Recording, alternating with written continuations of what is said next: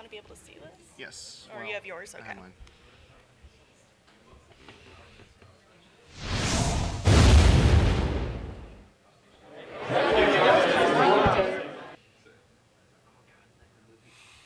Hi, everybody. Thank you so much for your patience. Welcome to Branding Leadership for Indies. We're going to get started. Any idea about it? All right, cool. So, are you any of you guys like studio head or studio leader, or just here to learn and figure out what's going on? Okay. All right, just getting a feel for everybody. Okay. So welcome. I am Blane Humphries. I'm an account manager at Novi Unlimited. We are a indie game PR agency. We specialize in PR, marketing, communications, branding, anything of the sort that goes out to the public, we can do. And you are? I'm Kat Wendt. I'm the marketing manager for Greenheart Games. I also used to work with Blane at Novi Unlimited as an account manager, so a lot of shared experiences there. I'm also the program lead for the IGDA Foundation's Women in Games Ambassadors program, which is a really cool organization. You should check it out separately from this. All right. So to kind of figure out, we're going to establish like what exactly it is you should be thinking of when you think of branding. So when you think of the name like Lexus, what do you think of? Luxury. Okay. And so when you think of Blizzard as a game studio, what do you think of? That works. All right. Okay. Yeah, so that's basically the association that their branding has done for you, right? They've defined themselves apart from other companies as a unique entity that's recognizable and easy to remember. So like, there's this concept called top of mind. So think of 5 of your blood relatives, the first names of 5 of your blood relatives. I'll give you a second. The first person you thought of is top of mind, and for whatever reason, it usually means because of exposure or proximity to you, or some reason they popped up in your life recently, that person has your attention. They have the most attention of the people on that list. So with branding, part of what you want is to be the first thing that comes to mind. Yeah, and the important thing to think of when you're thinking of branding, this doesn't apply just to companies. It applies to you as an individual. It also applies to specific products as well as the company. Your game. So like a particular game will have a particular brand with it. Like when people say the name Overwatch, you don't even have to tell them anything about it, but if they know anything about Overwatch, they can tell you, the characters, the type of genre it is, or anything like that. It can also apply specifically to an IP, so like Pokemon. Right. So like if I say Mass Effect, you know what Mass Effect is, right? So yeah, stuff like that. And so there's lots of different elements that kind of play into this. Some of the key ones are like visual messaging. So, when you see Mass Effect actually did a really good thing with this where almost everything in that game has that visual arch. And they actually talk a bit about that. Like, you can look at a piece of Mass Effect art, not know it's from Mass Effect, but still think that it is Mass Effect because they did a really good job at using their color palettes and like certain visual features that you will just affiliate with them and their brand. Yeah, and sometimes it's not just a color palette. Sometimes there's one color that really stands out as part of a brand, like, Target red, how all the employees wear the red. It's in their logo. It's in all their marketing. And logo is also obviously part of your visual language. Fonts, consistency with fonts is part of that. Yeah, so like if you do anything with a company, they'll be very particular about what shade of color you're using, what font you're using, what slogans you're using, because like everything comes together to kind of form this identity that you affiliate as the company or product brand. Yeah, it works together like a symphony to make it instantly recognizable. Another element of branding is the actual messaging. So that is how you describe yourselves. The visual language is part of the messaging because you want to make sure that represents a very specific, honed idea.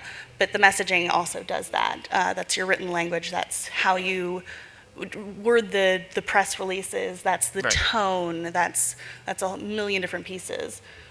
Which that takes us straight to our next part.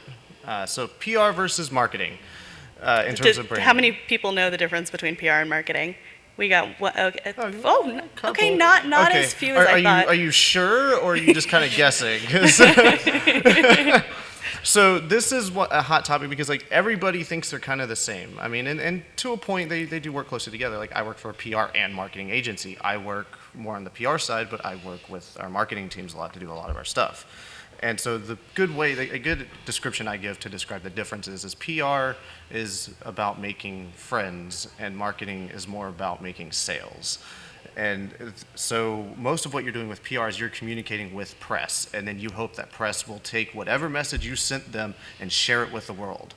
And so how you do that, it's like how you craft your press release when you send them your logos or when you send them copies of your game. They're going to start to build a certain reputation for you in their brain and apply a filter to it and it's everything also your they report relationships with the journalists. Yeah, and relationships with journalists. Influencers like streamers and so like things. everything you do is going to be influencing that, and especially with media because they're going to be taking whatever it is you are doing for them or to them or whatever you're presenting with them, and they're going to be publicizing that out to everybody else. Yeah, marketing tends to be more about facing the public and the consumer. So it's usually they sort of are the brand guardian, and they usually define it, and then they work in concert with PR to reinforce that to the journalists.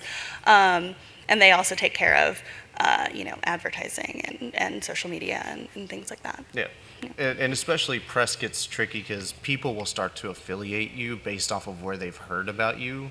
So like they know if you are on like the front page of like IGN, they're going to know that your game is probably a big deal, and because they know like IGN has its own brand and then your brand is being filtered through them, so it kind of stacks on to go along with it. But like if you're on some other sites that have a particular content message with them, like a Space Game Junkie, if you're on them, then they're going to know you're a space game or things of that nature.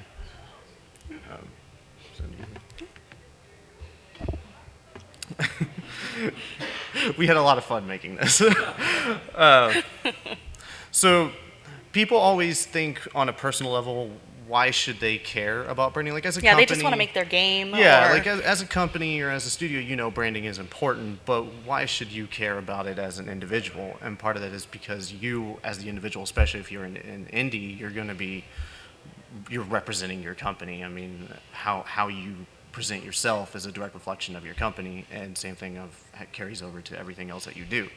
So well, and even if you're not running a company, it's important to brand yourself so that people remember you, so that you can get more work, so that you're remembered by recruiters and recommended for various positions and things. So it's important for people to know who you are, what you do, and how well you do it. Yeah, because this is how people perceive you, and how they perceive you determines what actions they'll take. It'll influence purchase decisions.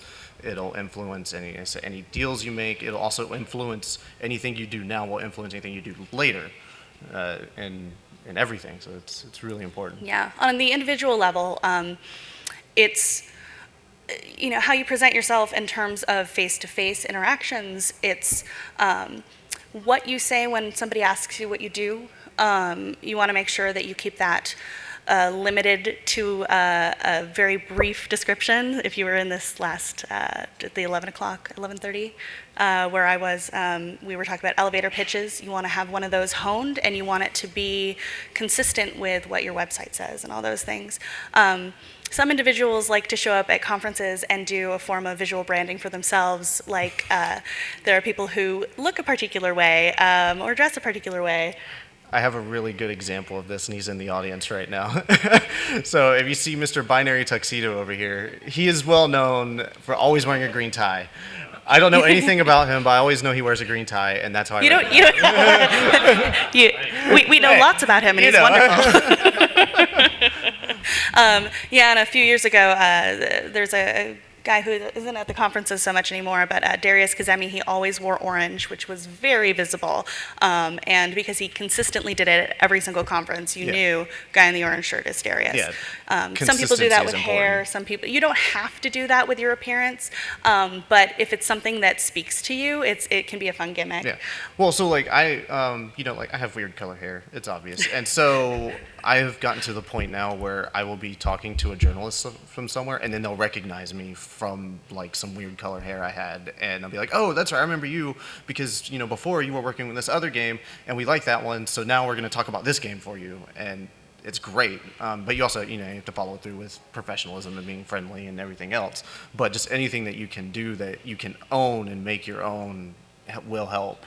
Yeah, there's also the phrase that you're described by now in the Atlanta Oh area yeah, that helps. apparently I've learned lately people know me as the Atlanta indie game PR guy. Which- I don't know how that happened, If but there's something like that, though, you want to grab onto that because it's very useful. It's a shorthand for knowing what you do, what to come to you for. yeah. So like when you have accidental things like that happen, you're gonna have to own that. So that's a new Yeah. thing I'm gonna try and capitalize on. Yeah, and if, So- if you're uncomfortable with sort of the appearance thing or like a slogan thing, some people do interesting stuff with their business cards. That can be really memorable. My very first business card at GDC, I put a joke on it.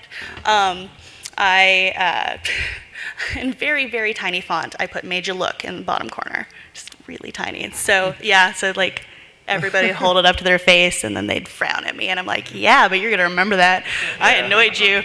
So yeah, everybody remembers the Novi Unlimited business cards because they're like little throwing stars. Like yeah, they're so so thick. so finding unique things to do consistently is something you should try and do on a company level, or I guess that's enough for the why should we care. Yeah. Okay, now we have corgis. So just take a minute to enjoy the corgis.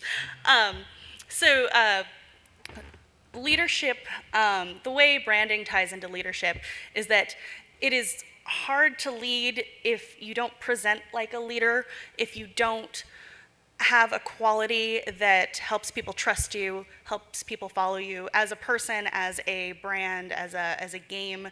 You want to be able to, again, be recognizable so people know where to follow you and find you.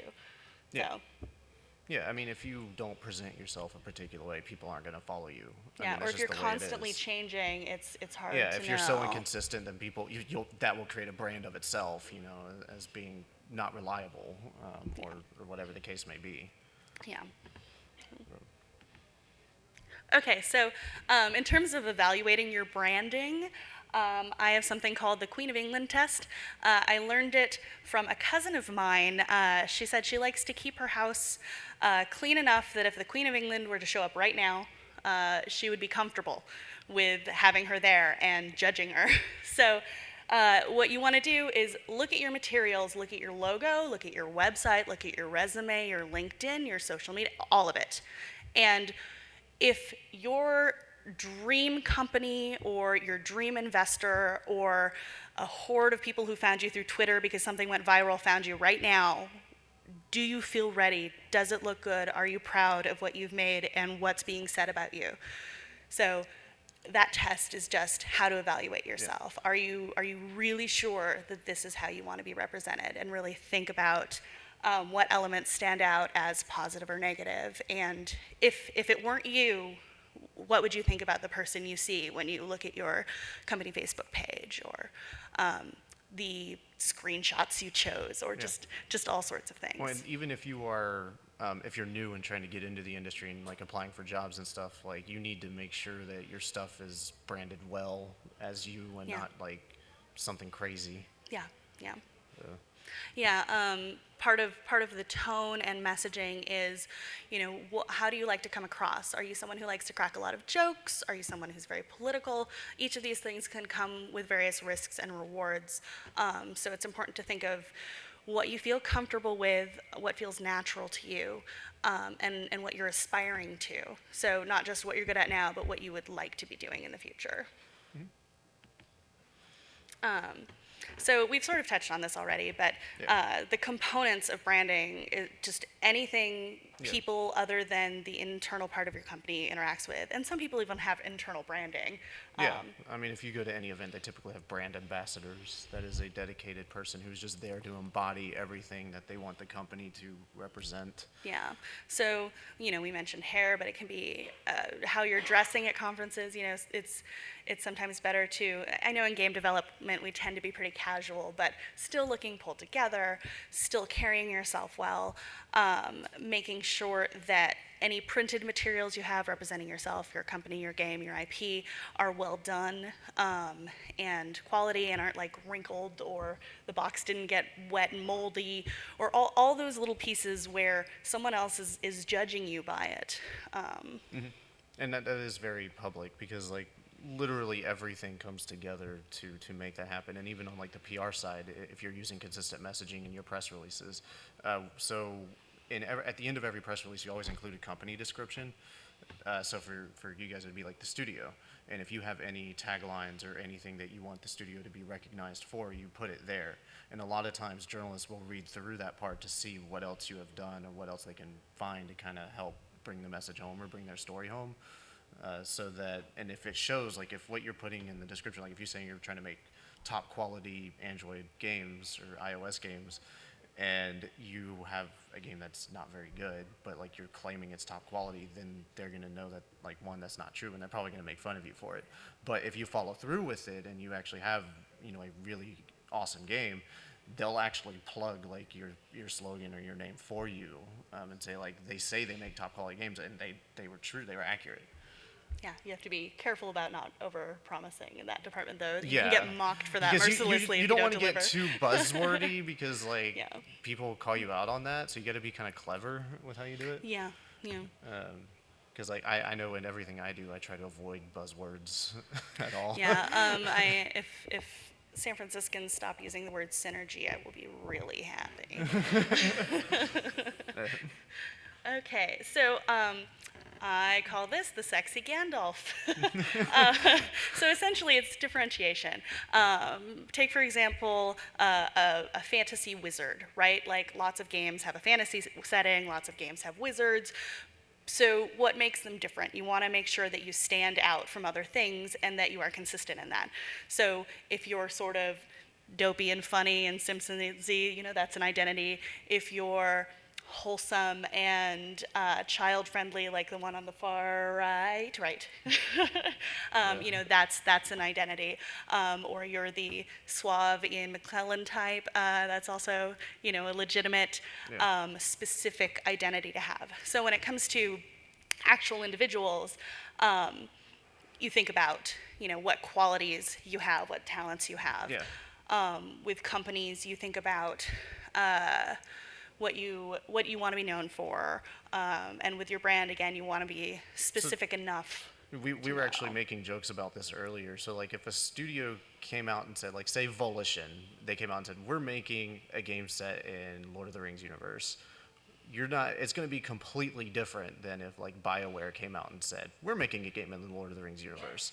One is going to have a completely different tone than the other, and you just know that by, you know, the studio that Yeah, announced if you're it. known for comedy games and suddenly you come out with something that doesn't normally sound like comedy, people will still assume that it probably has a comedy slant. So they're going to be because, looking for that differentiating thing that sets it apart from the other tons of games in that particular genre. And branding is also about pattern setting, I suppose I should put it that way. So if you do break your pattern, that can also be a way to get attention, but you have to be careful about still making it feel like you, so you're not lost when you change direction.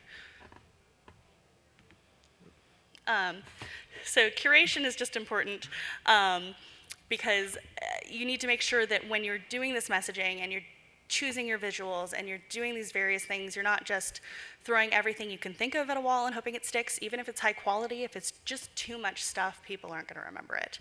So stick with one slogan, don't have 10.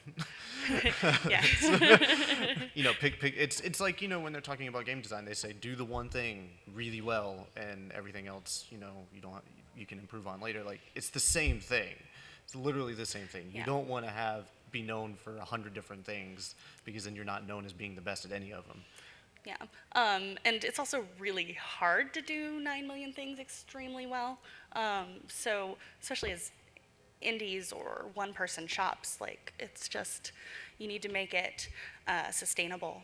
Because maybe you had a big chunk of time to put into a whole bunch of different things, and you feel like, oh, great, I have these, but you need to be able to refresh and update over time so that you can evolve with them.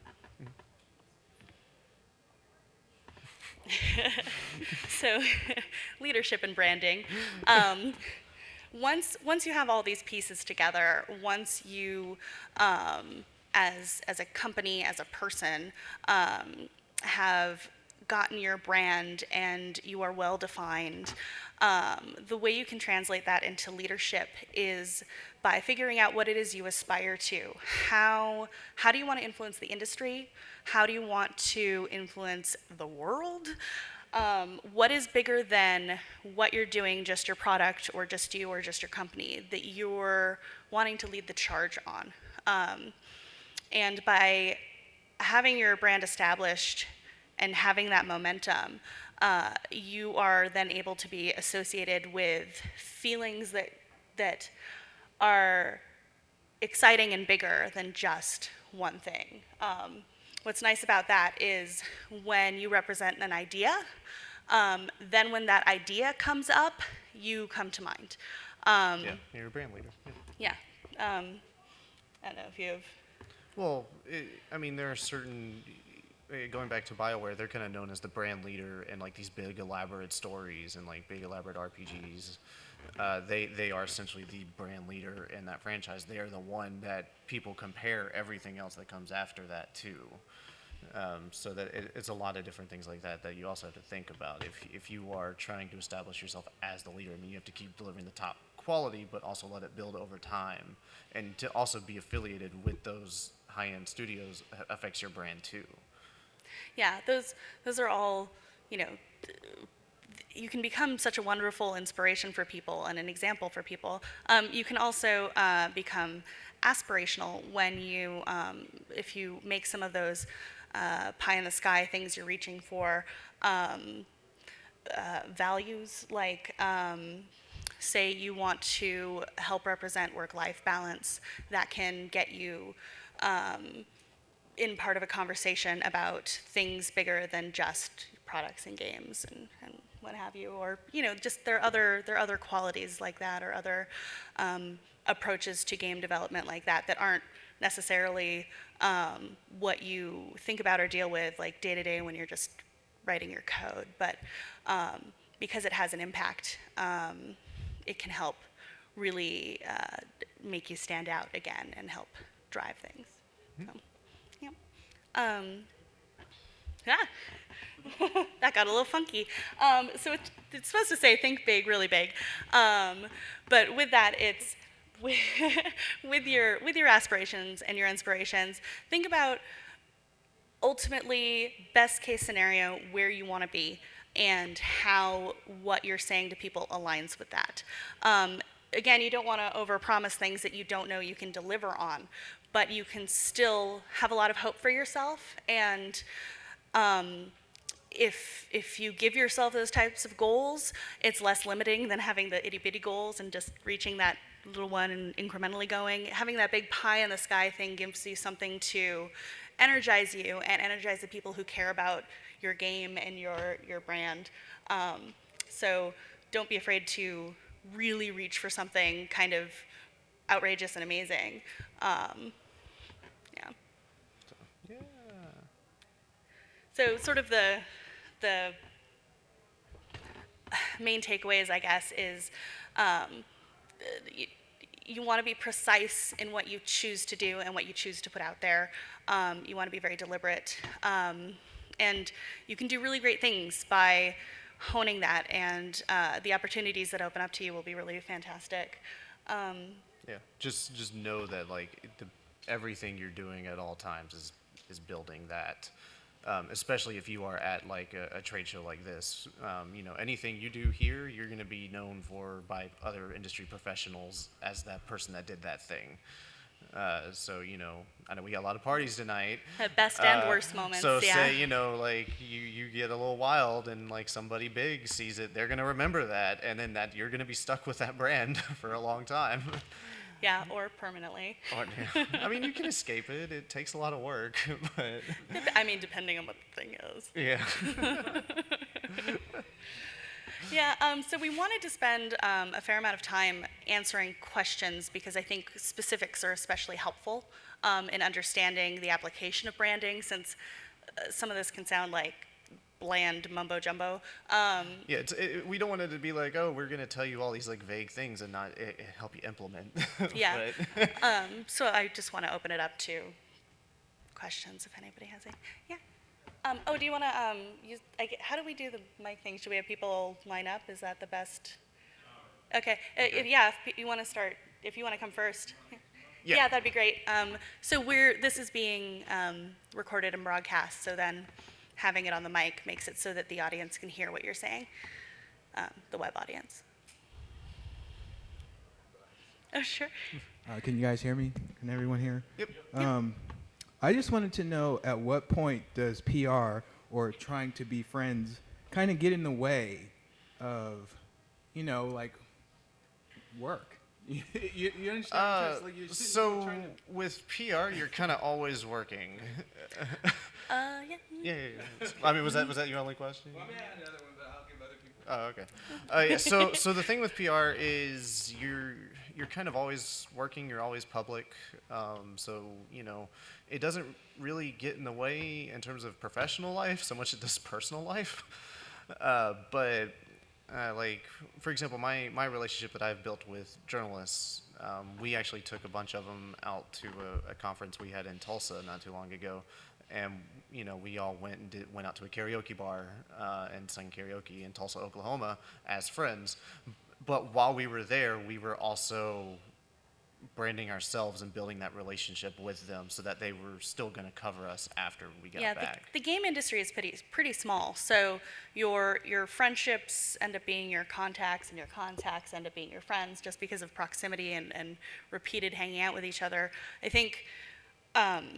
I don't know if it particularly gets in the way unless you're having trouble figuring out how you would like to be perceived and then living and behaving in that way to match it. To be honest, I kind of meant more like in terms of your relationship to the consumer. Oh, you mean being too chummy with? Oh, that perception. Oh, okay. Well, so PR is more media related. So anything we do is going from us to a journalist that they then message out. That would be more marketing. It's more consumer. Well, in terms of like say your PR person is best friends with somebody who reports positively on your game or something. Is that what you're saying? I think usually the outlet has their own process for whether or not it's appropriate, but it's. Being on people's radar is so important that there still will be somebody who can handle your story regardless. Here's I guess a better example, like a more direct example. Okay, like let's say I have an idea and I'm kind of known for something, and my consumers, people who are my patrons, they're used to a certain type of thing. I really want to put something new in my game. Now I don't want to have to. Like, hey guys, sorry, like I kind of want to, put something new, like I feel like that kind of. Oh, you don't have to apologize for it. So it can. So if you're still established, known for one thing, and you want to deviate and do something else, you can still capitalize on your existing brand because they know you put together quality work. So you can, if say you make a really awesome RPG, but you decided you want to make a first-person shooter. They'll probably still expect some like heavy story elements, but they're going to expect some kind of quality shooter from you. Just as long as you're clear about what you're sort of trying to do. I don't know if anyone here watched Key and Peele, but it's a comedy duo that's fantastic. Peele is releasing a horror movie in February, which is the trailer just went around on Facebook the other day, and that's a major change in tone. It's definitely a serious horror movie. My It doesn't look reaction like should comedy. be really? Yeah. But he announced that he was going to be doing that when the show ended, and so the intention was clear. Don't expect that this is going to be a comedic horror movie. I'm making something different. So you sort of prepared them. Although you can strategically surprise people too. There can be a benefit to that. You just have to sort of think about whether or not that surprise and shock is something that will like what the risks and rewards could potentially be, and it can be really specific to the situation. So you need to think about, like, if you're Disney and you go with an adult theme something, that might not go over well. So you have to think about whether. Yeah. Yeah. Did we answer? Was that okay? Yeah. Okay. What advice could you give about coming up with a slogan for your game or indie studio? That's you. I think, the way I like to do things is I like to research a lot. So after you've identified what makes you unique, find things that are similar to what you were hoping to make, and see what they've done and what you like and dislike about that. And usually that should help you start finding ideas. If you are not naturally a writer or someone who is good at coming up with things that are catchy, find one of your friends who's really witty, or hire someone who can come up with something that is succinct, because you want a slogan to be descriptive and memorable at the same time. Use puns. No. I mean, that's a matter of taste. I love puns, but yeah. Right.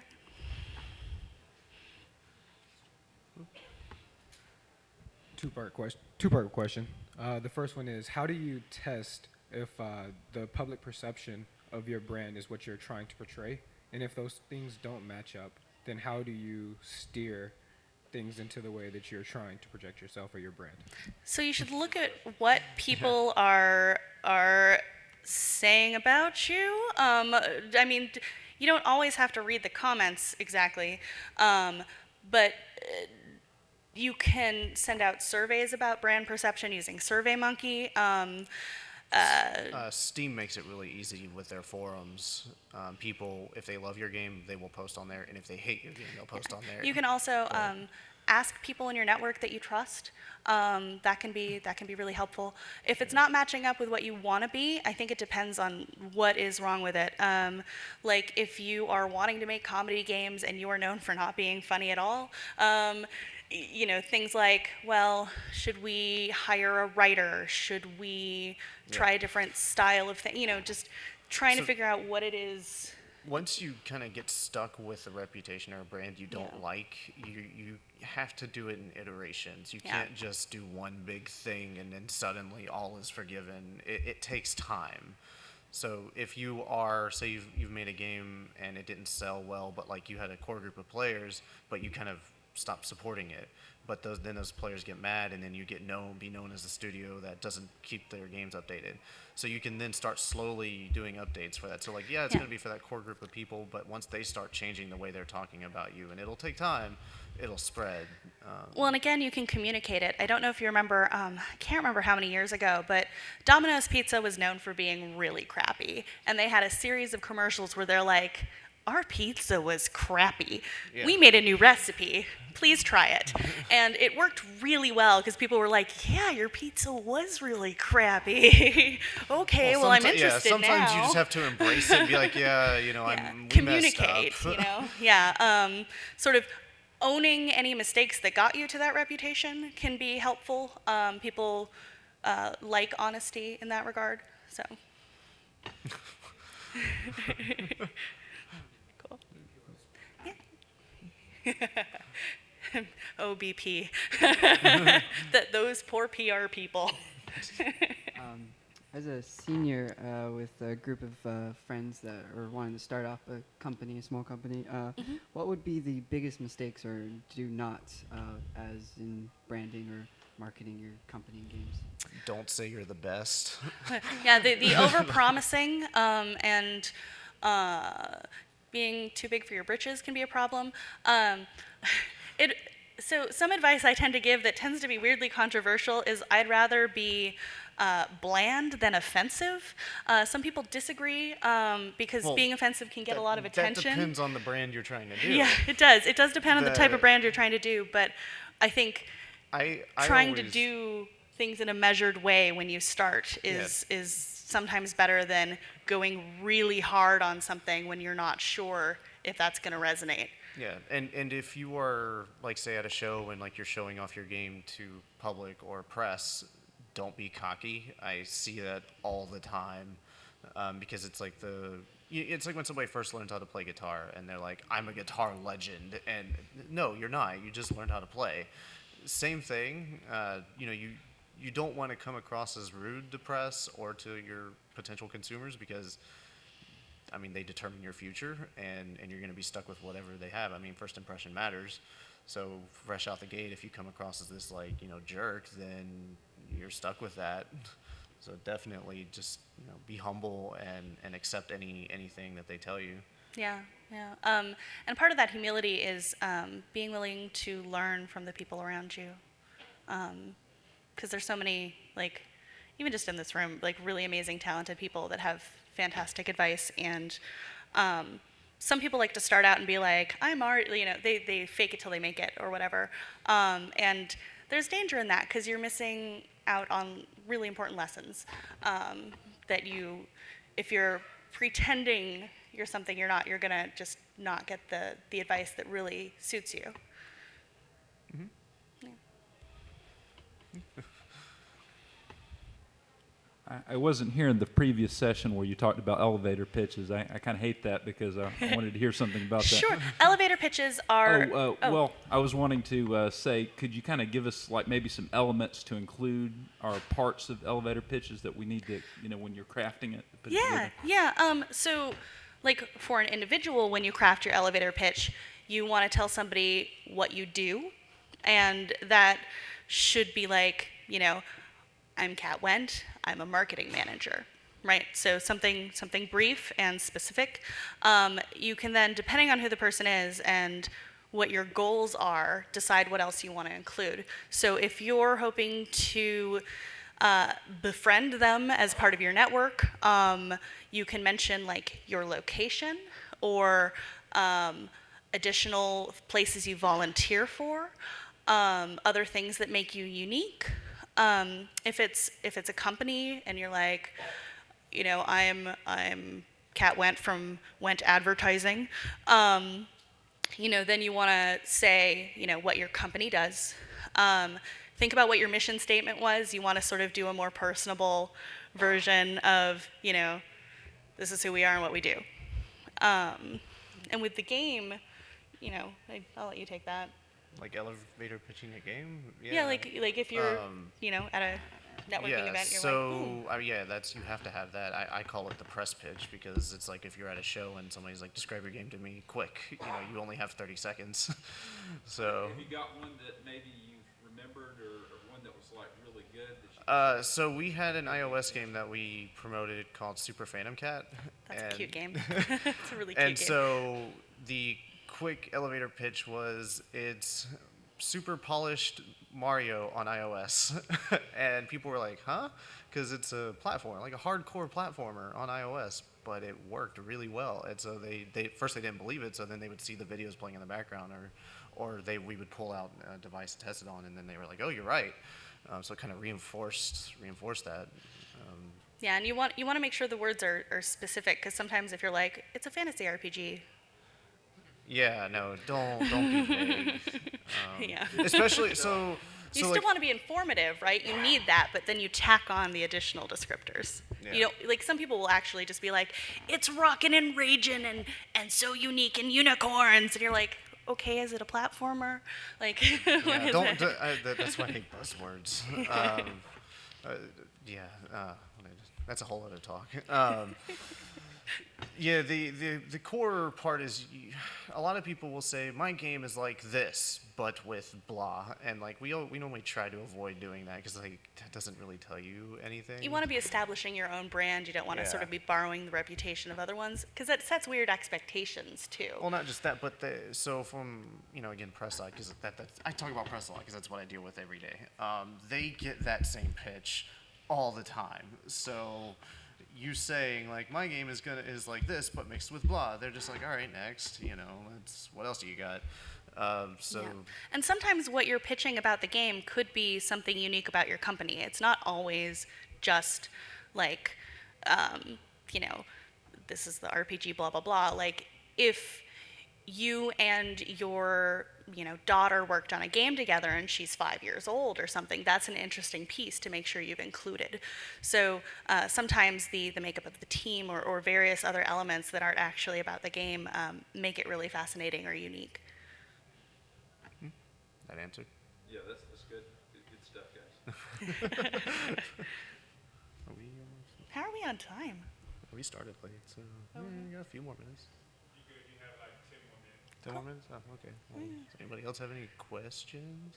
Yeah. Or specific scenarios you want advice on? Okay. Yay. I don't like using a mic, but I will. Thank you. Okay, do you have any advice on actually coming up with a name for your game development company? And also about what I've seen happen to some companies is they'll start out, we're going to be a game development company, and they name themselves something games, and then they find to support themselves they really have to do some web development or something else, and then they try to rebrand as studio or something. So if you could maybe speak on that a little bit. Yeah, I think one of the things you can do is not add the word games or entertainment or blah, blah, blah to the end of it as your main brand. But naming is really, it's a very specific, difficult skill. You want it to be memorable, but you don't want it to be offensive. You don't want it to already be taken.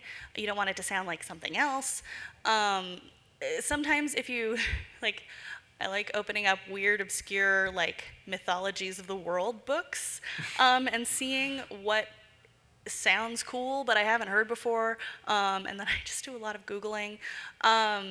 Sometimes combining words can work well, so you can make a list of words you think have a meaning that are cool to you or represent something that you find inspirational, and see if you can mash any of them together in a neat way. Having more than just yourself sitting there in a room trying to think of it is helpful. So talking to other people about it, who are preferably within your company or close enough that they're not going to take it. And depending on your size, there are actually companies that will do naming and make really excellent suggestions. So I don't know if any of that helps. Yeah, the first thing I do is I do it .com, whatever it is, .com, and I want to see if that's available. But yeah, also then checking to see what other brands exist. Okay, we got about 5 minutes. Yeah. Your I don't thoughts know, on but naming? I'm horrible at naming, so I really am. They laugh at me at the company sometimes because I'm sometimes I'm hit or miss with headlines, and they're like, dude, you were a journalist, how are you so bad at headlines? And then sometimes I'll just knock it out of the park, and they're like, all right, yeah, why can't you do that more often? Yeah. Well, that's another thing, knowing what you're good at is important. So Yeah. if it's something that's really just not working for you, if you have a creative friend who has ideas you tend to like, or even things like doing weird word associations, or just anything to sort of get your brain in a different, more playful mode, and then go back to trying to think about it can help. So going to a comedy improv might get your brain firing in a different way. It just getting yourself to think differently, or reaching outside of yourself for other options. I hope that helps. Was that what you were looking for? Yeah, ultimately it's hard, right? Yeah, it's Yeah. yeah. Yeah, there isn't you just smash this and this and you're set. Well, and I see some people try different spellings of things, but I'm imagining being at some conference and saying, oh, it's something, but spelled this way. Yeah, it depends on if you feel like you're going to get annoyed having to say that over and over and over again. I get annoyed enough telling people that my last name is Wendt with a D. Okay, yeah, it's My name is Blane without the I. Yeah, That's- it's just, yeah. if you're going to get sick of that little explanation, then maybe avoid that one. Yeah. So. Oh. Come on up, Eric. We don't know him, and he never worked with us. Hello. Okay. So branding is great for establishing an identity, but I was wondering how you can use branding to build an audience. What tips would you give for that? You mean well, Like, how would you use branding, like, through your marketing or through your PR when you're reaching out to journalists to really say that this is what we're known for, and Yeah. then build an audience based off of that? So a lot of that kind of happens naturally if people know what it is they're looking for, because the journalists will have written about you, and so if assuming that the sites that have written about you have decent SEO, if people are looking for, top tier space game, and your space game comes up in that search result, then you've already branded yourself in that person's brain. Well, and some of it's not just about building the audience, it's about finding the audiences that already exist. Yeah, and that's also what I was saying earlier with people kind of brand you based off of the outlets they find you on, because like you are going to have to research what outlets that you can connect with and the journalists that cover things similar to you so that you can get possibly covered by them, and so that you will be reaching out to that audience. I think that's a little more targeting than branding, but targeting is still immensely important, because if you are, again, I keep saying comedy games, I don't know why, but if you're a comedy game, you want to look at the audiences for comedy games already and figure out where are they, what do they like to talk about, what do they like to play, and make sure that you're being represented to them. Yeah. Does that help at all? Good? Oh. Oh, are we done? Okay. I'm just curious, like, with that strategy, would that focus more on PR or more on marketing? That would probably more PR. I mean, both. Yeah, because in terms of your, there will be journalists who will be covering that type of game, and so you can use them to reach that well, not use them, but utilize that to reach that audience. But also you can use advertising on those same sites. Yeah, advertising, keyword and searches, things like that. Yeah, and Facebook groups and meetup groups and subreddits. This is where the lines get kind of blurry, because it's all, because like I say, your brand just kind of happens. Yeah, it's all communications, right? Yeah. So, yeah. So I think that is it, right? Yes. Okay. Cool. Yeah. Thank you guys for coming. So, if you want to follow me, it's up there. Yeah, like I really don't mind getting in contact, giving advice, talking things through. Like, that's fun for me. So please feel free to keep in touch, get in touch.